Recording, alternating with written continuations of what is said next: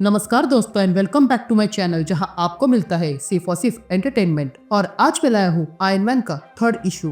तो यार वीडियो पे नए हो तो वीडियो को लाइक कर देना और चैनल पे नए हो तो सब्सक्राइब कर देना। और साथ ही मेरे चैनल पर ज्वाइन बटन स्टार्ट हो गया है तो आप वहां से ज्वाइन कर सकते हो। और उसी के साथ अब आप मुझसे व्हाट्सएप पर जुड़ सकते हो जिसका लिंक मैं आपको डिस्क्रिप्शन में दे दूंगा।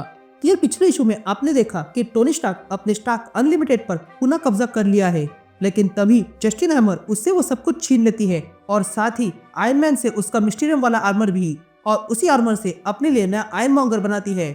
ये देखकर टोनी पुनः एक बार अपने आर्मर्स बनाता है। तो अब आगे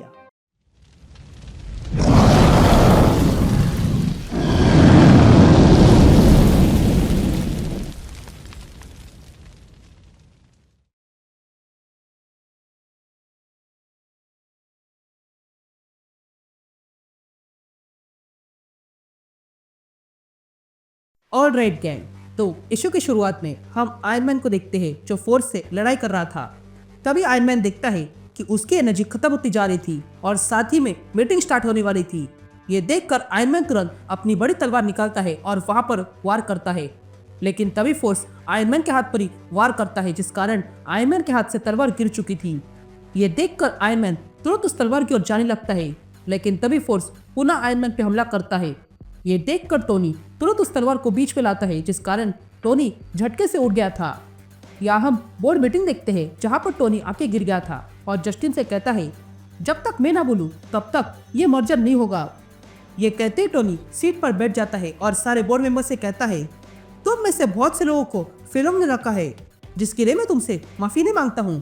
तभी जैक जूनियर कहता है जो बोलना है वो सीधा बोलो, जिस पर टोनी कहता है स्टार्क अनलिमिटेड का कुछ मतलब है और वो है प्रॉब्लम्स को सॉल्व करना, ना कि मैनेज करना, और हमें भी यही करना चाहिए।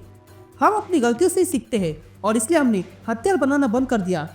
स्टार्क अनलिमिटेड के पास ग्लोबल स्ट्रेटेजिक इंपॉर्टेंस है और ये जो रॉक्सॉन और एम कोई मामूली कंपनी नहीं है बल्कि इस दुनिया के लिए खतरा है। पर मैं जानता हूँ कि मेरी बातों से तुम सब पर कोई असर नहीं होगा और तुम वही करोगे जो करना चाहते हो। पर एक बात याद रखना, मैं किसी भी हाल में तुम्हें रोक के रहूंगा। ये बातें सुनकर जैक जूनियर कहता है तुम हमें धमकी दे रहे हो। तभी जस्टिन टोनी से कहती है देखो ये तुम्हारे लिए डिफिकल्ट है टोनी, इसलिए मैं साइलेंट पार्टनर के नाम पे ये ऑफर करती हूँ, और वो ये है कि स्टार्कसोल पर मेंबरशिप लेने से हायर प्लेन ऑफ एग्जिस्टेंस पे एक्सेस मिल जाएगा। और इसलिए ब्रोकर एंथनी ड्रिड ने एक साइलेंट पार्टनर ढूंढ लिया है और वो भी तैयार है।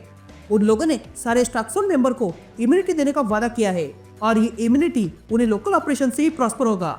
मैं इसका जीवित प्रूफ हूँ। रॉक्सन ने मुझे पुनः जीवित किया ताकि ये कंपनी ले सकूं और इसे ऊंचाई पर ले जा सकूं। ये सारी बातें सुनकर टोनी कहता है हमें वोट करना चाहिए। तभी टोनी कहता है जो कोई भी इस ऑफर के अगेंस्ट है वो हाथ उठाओ। ये सुनते टोनी अपना हाथ ऊपर करता है और मेलिंडा में, जिस कारण वोट हो गया था। ये देखकर टोनी वहां से जाने लगता है और कहता है ये मत सोचना कि ये खत्म हो गया, तुम सबको मैं कोर्ट में लिखूंगा। तभी जस्टिन टोनी से पूछती है तुम अब कहाँ जा रहे हो, उससे पहले ये कवच दे दो। ये सुनते टोनी रुक जाता है। तभी जस्टिन कहती है ये इम्प्रोवाइज्ड आयरन मैन आर्मर तुम्हारा अच्छा काम नहीं है, पर बाकी सब की तरह ये भी तुमने स्टार्कसोन की प्रॉपर्टी से बनाया है, इसलिए इन सारे आर्मर्स पर स्टार्कसोन का अधिकार है, इसलिए ये आर्मर भी उतार दो। अगर तुम हम पर केस करोगे तो हम तुम पर करेंगे और तुम्हें बर्बाद कर देंगे। ये सारी बातें सुनकर टोनी मना करके जाने लगता है, लेकिन तभी जस्टिन अपना आयरन मॉन्गर सूट निकालती है और उससे आयरन मैन पर हमला करती है।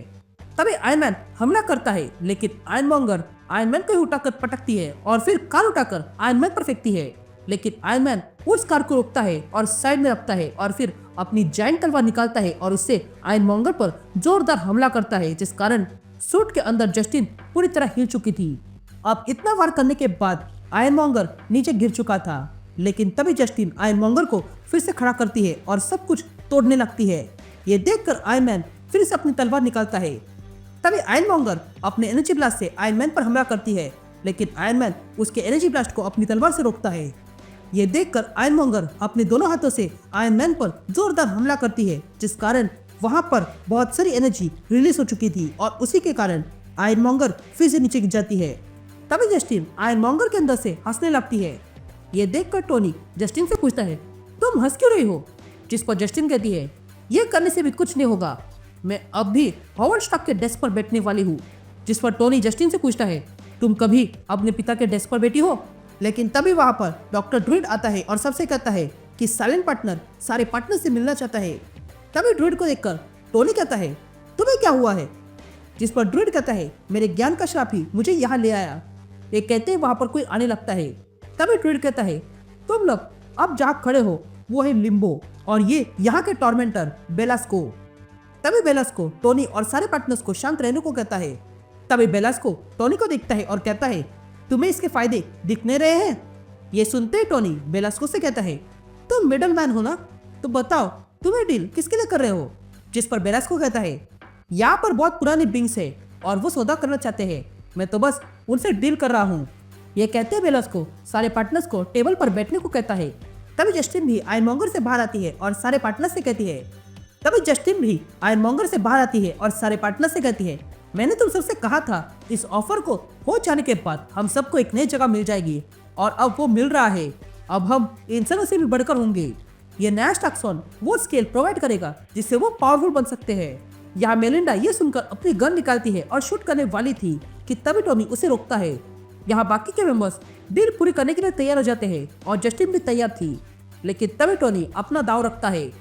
वो बेलास्को से कहता है, ये एब और रॉक्सन कई बार आयरन के हाथों हार गए हैं और बेलास्को के हाथों से भी, और अब बेलास्को उन्हें ही हायर प्लेन पे ला रहा है। ये सुनते ही बेलास्को ड्रूइड से पूछता है, क्या ये सच है?